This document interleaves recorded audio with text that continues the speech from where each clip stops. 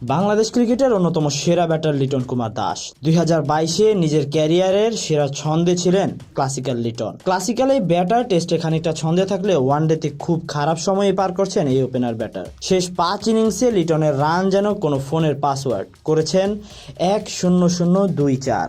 বাংলাদেশ ও West ইন্ডিজের মধ্যকার দ্বিতীয় ওয়ানডেতেও ব্যর্থ লিটন। সিলসের করা একটি দারুণ বলে লিটনের ক্যাচ লুফে নেন লুইস।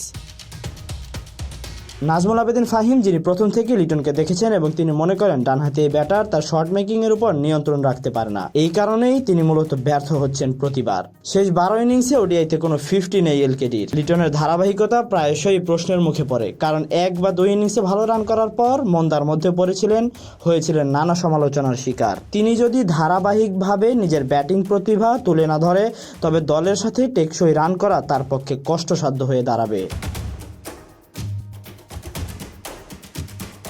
তবে হ্যাঁ, লিটন যখনই ঘুরে দাঁড়িয়েছেন দিয়েছেন সবসময় নিজের সেরাটাই।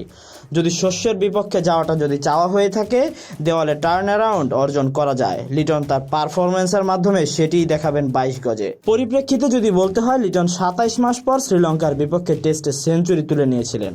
তারপর থেকে 18 ইনিংসে 5টি হাফ সেঞ্চুরি করেছিলেন, কিন্তু নিজের শর্ট বিবেচনায় লিটন দলের ভার হয়েই রয়ে গেছেন।